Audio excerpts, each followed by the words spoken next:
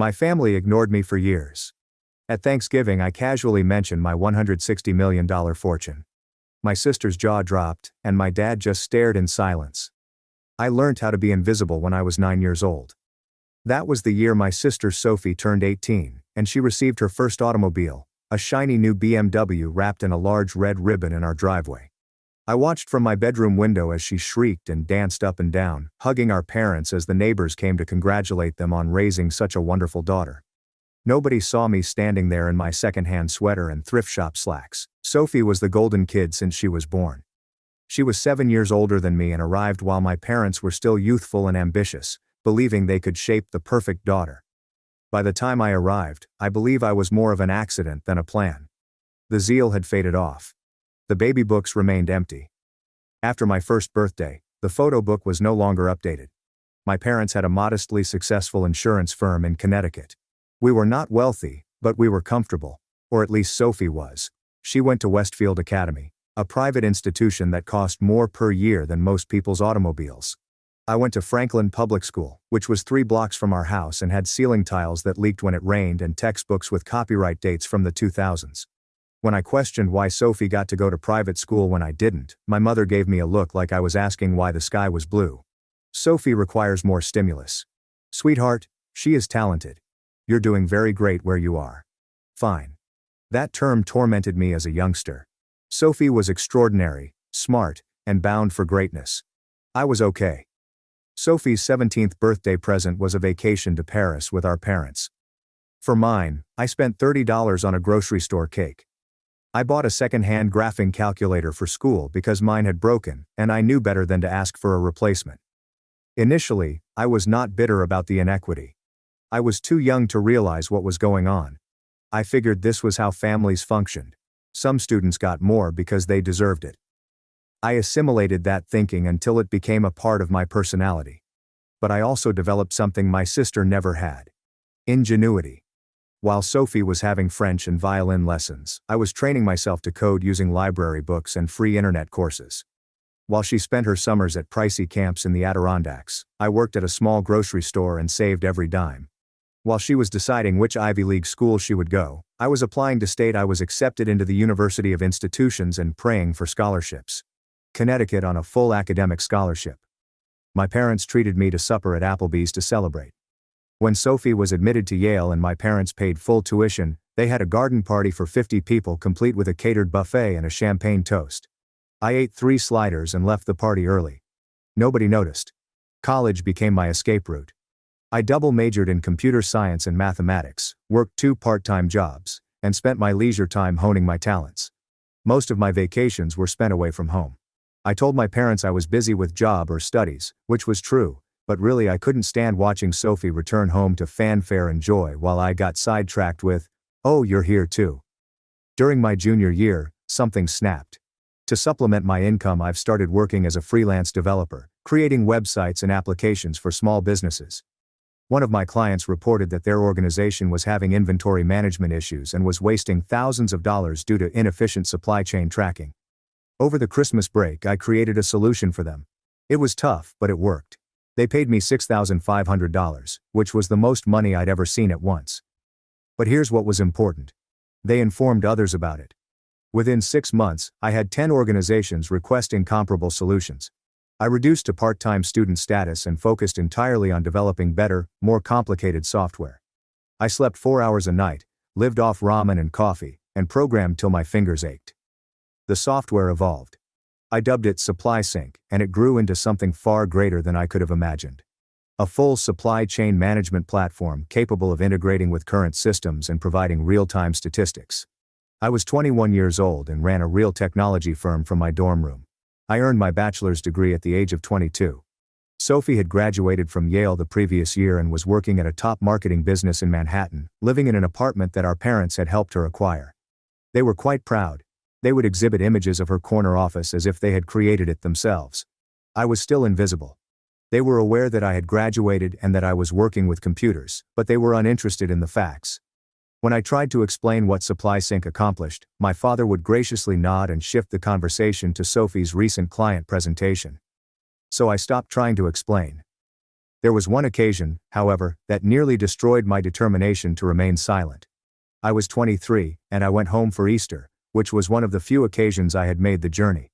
Sophie had recently become engaged to her first fiancé, a lawyer named Ethan, whom my parents admired. The engagement lasted 8 months until he cheated on her. But that day, she was flaunting her ring to everyone who came through the door. I just signed my second large contract, for $300,000, which will allow me to recruit 5 additional workers. I was unable to suppress my enthusiasm. Over supper, I tried again. I have some good news, I announced during a gap in the Sophie worship session.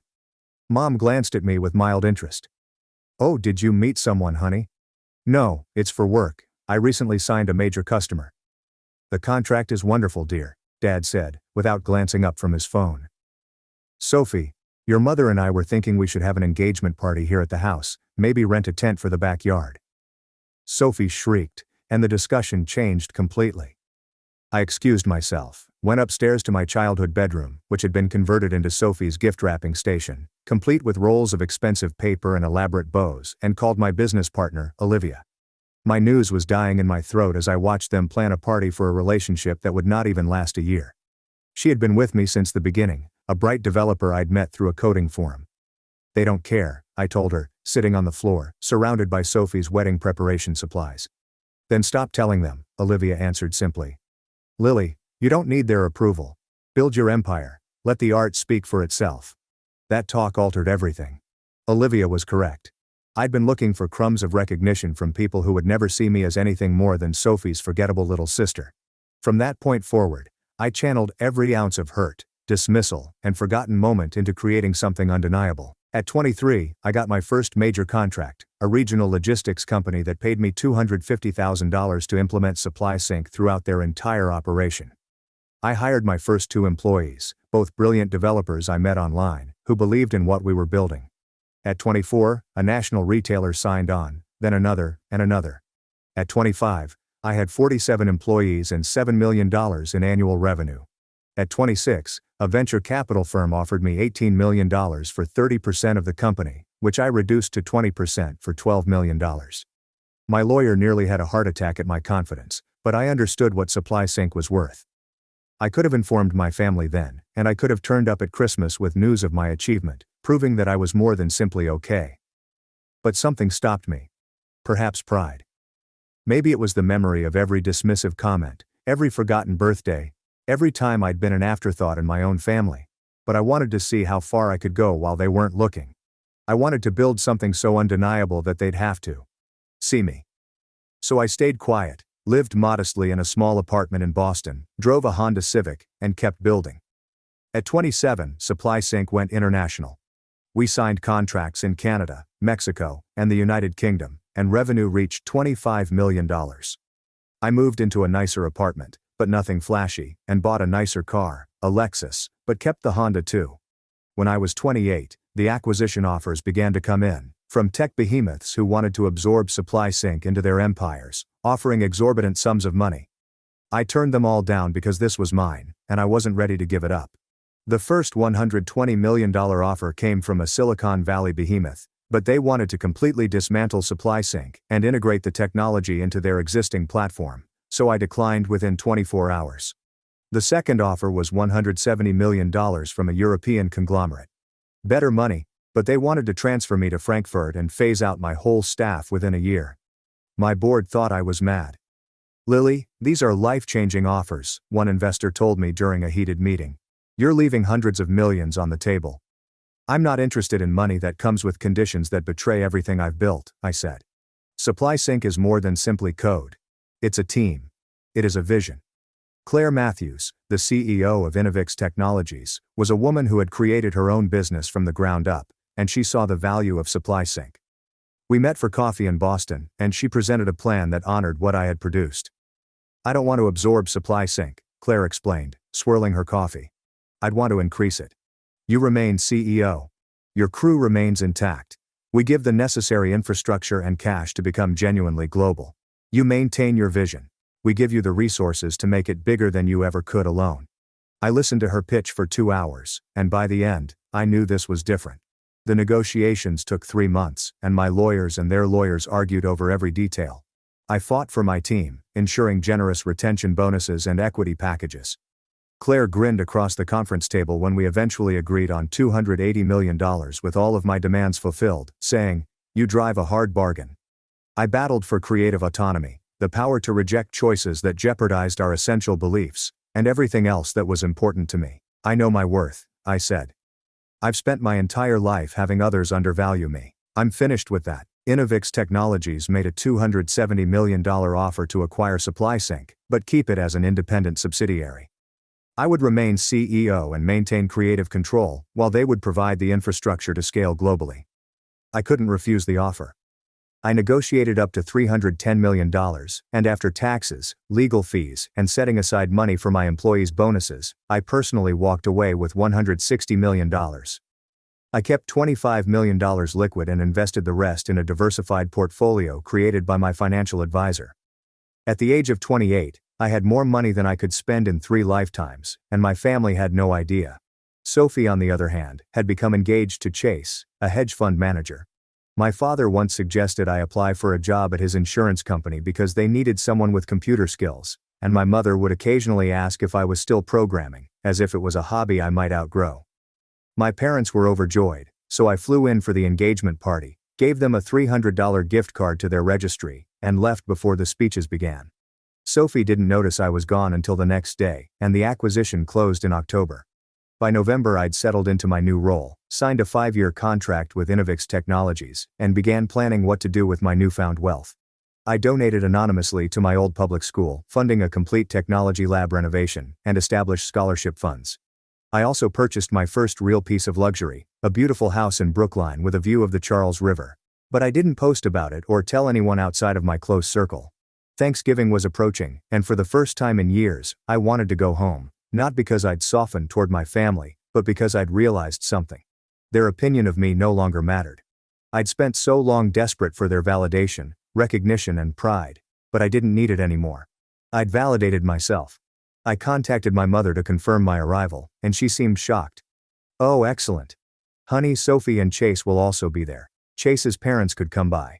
It'll be a wonderful family reunion." A pause. "You're still doing that computer stuff, right? Are you earning enough to get by? Your father knows someone who might be hiring." I smiled at the phone. "I'm fine, Mom. Really fine." "That's good. See you Thursday." I packed a suitcase, including one special item. The folder with the acquisition documentation, which I had been storing not for a spectacular surprise. I didn't know if I'd say anything at all, but I wanted it with me as a reminder of what I'd accomplished without them. The drive to Connecticut felt different this time. Normally I'd spend the entire trip preparing myself for disappointment, preparing to be overlooked and undervalued. This time, I listened to music and enjoyed the fall colors. But there was something else too. A strange calm I'd never felt before. I kept thinking about a conversation I'd had with my therapist, Dr. Chen, the week before. I'd started seeing her 2 years ago, finally ready to unpack the damage of growing up invisible. "Why do you want to go to Thanksgiving?" she'd asked me. "What do you hope to gain from this?" I had been sitting with that question for a long time. "I think I want to see if I still care," I eventually concluded. "If their opinion of me still has power over me, which it does, then I know I still have work to do. But if it doesn't," I'd smiled, "then I'm free." Dr. Chen had nodded. "Just remember, Lily, freedom doesn't require their recognition. You do not have to prove anything to them." "I know," I'd responded, and I meant it. Now, as I drove into my parents' driveway, I felt that reality sink into my bones. I wasn't here to prove anything. I was here to see who I'd become despite them, or maybe to say goodbye to the girl who'd spent so many years desperate for their love. When I arrived Wednesday evening, the house looked exactly the same, with the same manicured lawn and expensive cars in the driveway. Sophie's BMW had been upgraded to a Mercedes 2 years ago.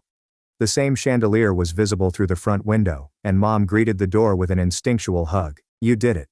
Come inside. Come inside." Sophie and Chase are in the living room. Sophie looked up from the couch where she was looking through her phone. Chase sat beside her, looking exactly like every hedge fund manager I'd ever seen.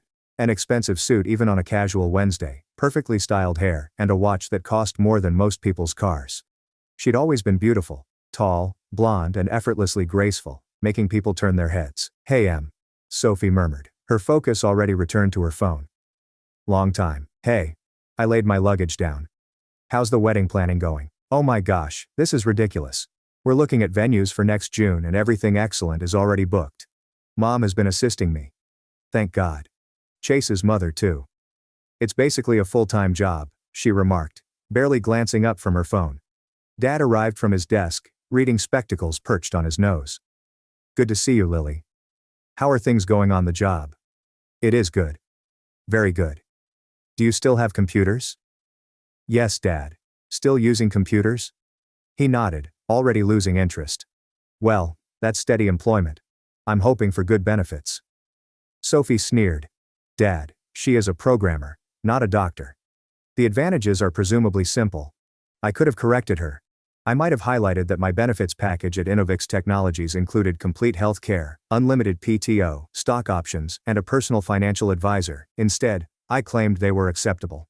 My compensation alone was $700,000 per year, excluding incentives. Thanksgiving Day arrived with the typical chaos. Mom had been cooking since dawn, rejecting help but yet whining about how much labor it was. Sophie directed Chase around like he was a staff member, having him move furniture and set up the dining room to her specifications. I helped where I could, mostly staying in the kitchen, chopping vegetables and trying not to get in the way.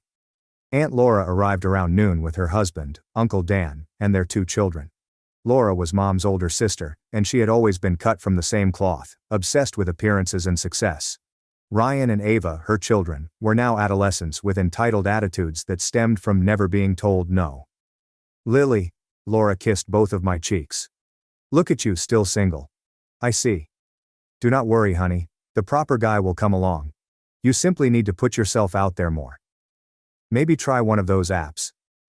I'm not really looking right now on Laura. Oh, nonsense. Everyone's looking. You don't want to end up alone, do you? She turned to Sophie.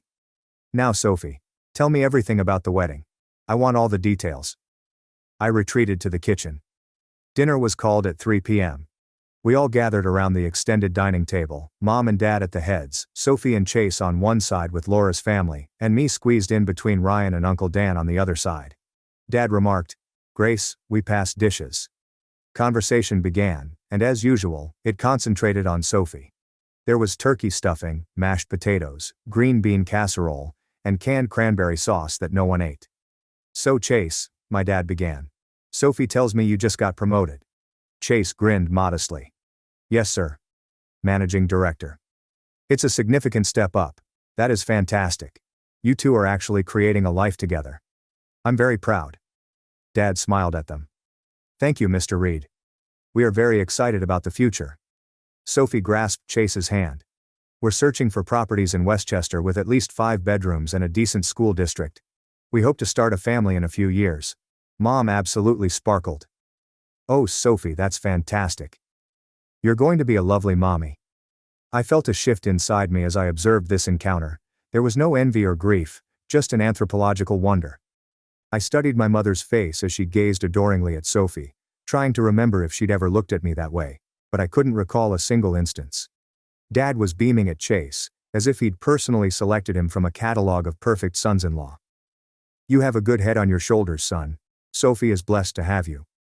Chase smiled humbly, but I noticed a faint smirk, the grin of a guy who understood just how precious he was in this family's eyes. He was the golden son-in-law for the golden daughter, another accomplishment for them to boast about. While building Supply Sync, I reflected on my own dating life, which had been sparse.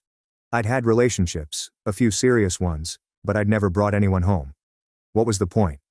So they could compare him to Chase? So my mother could make that pinched expression she gets when I do anything that draws attention away from Sophie? No, I'd kept that part of my life separate, protected, just like everything else that mattered to me. Laura leaned forwards. What is your budget for the home? We're looking in the 1.5 to 2.5 million range, Chase remarked casually, like he was talking the weather. Everyone made pleased sounds. Ryan inquired if they'd have a pool, and Ava asked if she might come. I ate my turkey and said nothing. And the wedding, Laura added.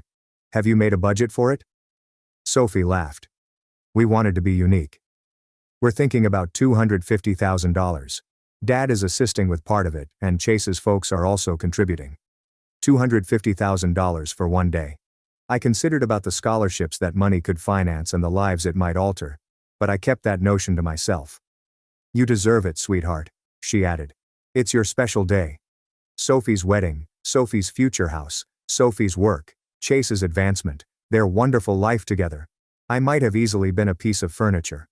Uncle Dan, to his credit, ultimately reached out to me. So, Lily, how about you? How is your work going? The table became silent, and everyone stared at me with hazy curiosity, as if I were ready to deliver a weather report. It's going well, I said simply. Are you still doing computer programming? Dad inquired. Yeah, that's nice, honey. Mom replied in that tone. That actually meant, can we get back to talking about Sophie now? Sophie genuinely laughed. Lily is being modest. I'm sure she is doing well with her tiny applications or whatever. Little apps. My software handled millions of transactions every day over 4 continents, but they were little apps. Actually, I heard myself add, I've recently had some changes at work. Oh, Mom said, perking up somewhat. Did you receive a promotion? That's nice, dear. Something like that. Sophie was already looking bored and reaching for her wineglass while Chase was checking his phone beneath the table. I sold my company, I murmured, and the words lingered in the air for a while. Everyone was still digesting and didn't fully grasp. What is your company? Dad's face wrinkled. I thought you worked for somebody else. No, I've owned my own firm for 7 years. Supply Sync. It is a supply chain management software platform. I was the founder and CEO. Sophie's fingers froze halfway to her mouth. Wait, what? I started it in college. I built it up. We conducted operations in 8 nations last month. I sold it to Innovix Technologies. The stillness was oppressive and Laura's fork clattered against her plate. I took a sip of water, allowing the moment to stretch. The sale was $280 million, and after taxes and other charges, I cleared $160 million myself. I apologize. Did you say millions? Yes. That's not possible. Sophie gasped. You are a coder. You live in a little apartment and drive a Honda. I still own my Honda, but I also purchased a Lexus. And the flat isn't small. It's only minimal. I also just purchased a home in Brooklyn. Chase was gazing at me like I had a second head. Brooklyn? Those houses begin at... Mine was $4 million, I responded quietly. Waterfront, 5 bedrooms, 3-vehicle garage. I paid cash. Sophie's face had become white. It's a joke. This must be a joke. It's not a joke. I took out my phone, opened my banking app, and showed them the amount of simply my checking account. $25,500,000, which I kept liquid. The rest is invested. Laura shrieked, frightening everyone. Oh my God, that's real. That's a real number. Mom snatched the phone from my grasp, peering at it as if it could bite her. Her mouth opened and closed like a fish. How are you, Lily? When did this happen? I've been developing Supply Sync since I was 21. 7 years. I've had large clientele for 5 years. I just never acknowledged it since no one asked. I looked Sophie in the eyes and said, you said I was doing fine with my little apps.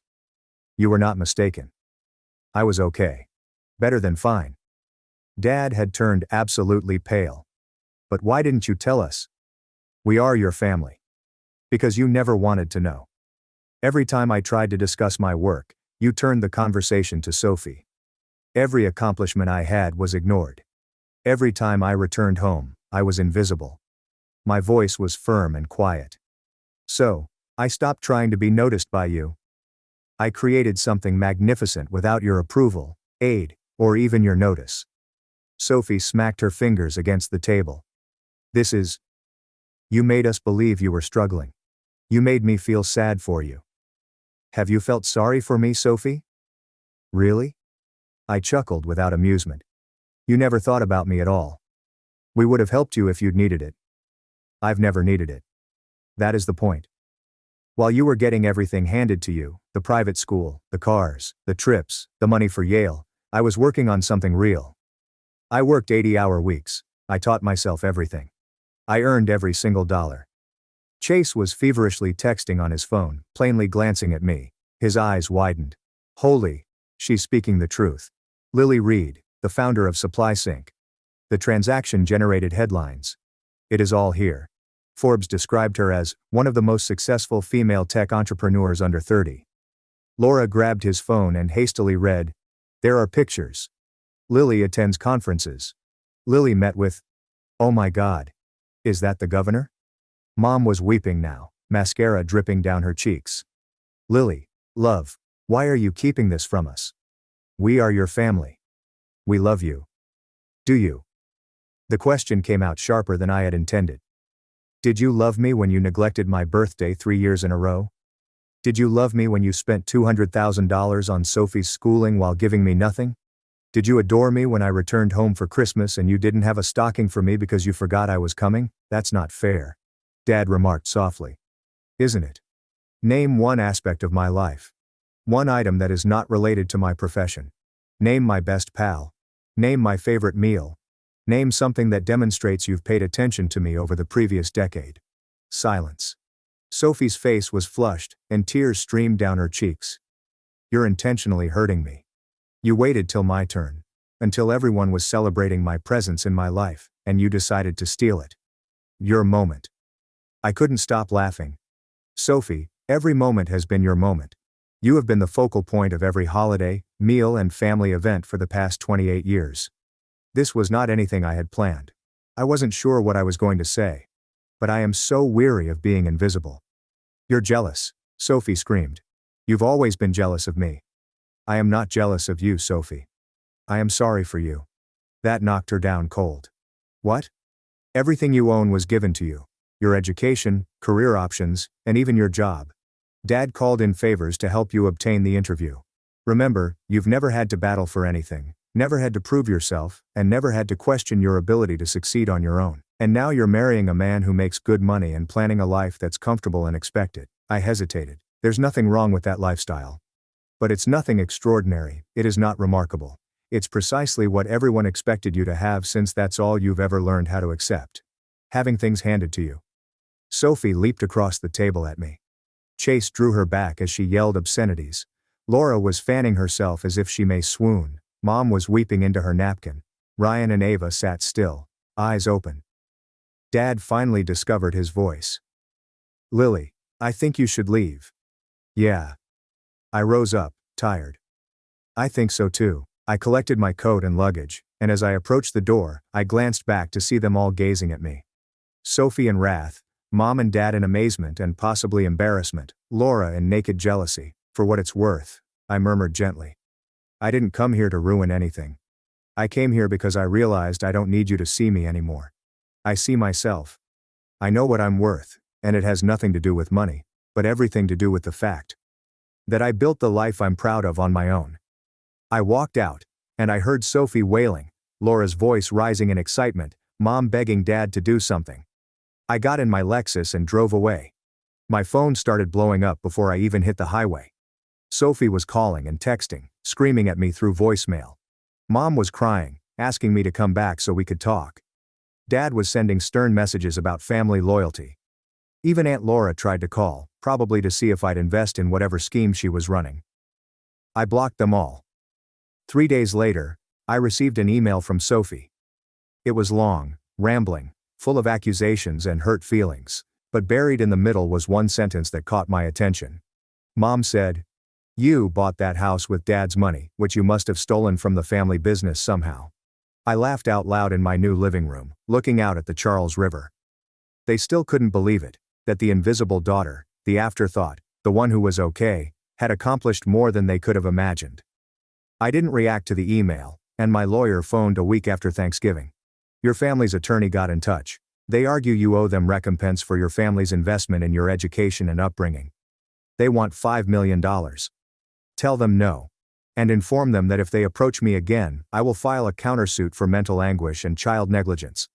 I've saved every transaction, bank statement, and record that indicates just how much they invested in Sophie versus me. I will make it public.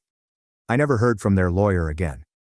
Christmas came and went, and I spent it in Aspen with friends I'd made in the tech world, people who knew me for what I built, not for being someone's forgotten daughter. We skied, drank expensive wine, and celebrated our collective success, while my phone remained blissfully silent. In January, I received a message from an unknown number, which turned out to be my cousin Ryan. "Hello, Lily. I know things are weird with the family, but I wanted to say that what you did was fantastic. You inspired me. I'm going to work hard and create something of my own. Thank you for teaching me that it is possible. I gazed at the message for a long time. Then I said, "Thank you, Ryan. If you ever need help or simply want to speak, I'm here. Create something you are proud of. Perhaps some good will come out of that fiasco of a Thanksgiving after all." Sophie married in June. I wasn't invited, but I saw photographs on social media, and it looked stunning, just like Sophie's fantasy wedding. 6 months ago, I founded a new company focused on AI-driven logistics solutions, bringing in some of my best SupplySync employees. I didn't feel anything when I looked at those photos. No anger, sadness, or satisfaction. We're already getting interest from major players. This time, I'm not building in silence. I'm on panels, giving talks, and mentoring young women in tech. Last month, I was invited to speak at a tech conference at Yale. I almost said no, but then I remembered Sophie walking those halls, and how proud my parents had been, so I said yes. As I was leaving, a young woman approached me, clutching a notebook and looking nervous. My talk was about creating success from nothing, being underestimated, and turning invisibility into an advantage, and the audience hung on every word. The Q&A session lasted an hour because there were so many questions. "Hi, Miss Reed. I just wanted to thank you. I am a first-generation college student. I am here on scholarship, and my family has no idea what I am doing. They believe I should have stayed at home, gotten married, and lived a simpler life. Your tale helped me feel less alone." I held her. "You are not alone. And you're going to accomplish fantastic things. Do not let anyone make you feel invisible." She went, shedding happy tears. And I understood something. This was better than vengeance. This was purpose. My family still attempts to reach out on occasion. Mom sends cards on my birthday, which is strange because she recalls it so quickly. Dad emails tech articles as if he's always been interested. Sophie sent me a message last month saying she was pregnant and thought I should know. I don't respond, not out of cruelty, but because I've built a life that doesn't include them. I have friends who celebrate my victories and support me through challenges. I have colleagues who respect my expertise. I have a future I'm excited about, full of possibilities I've created.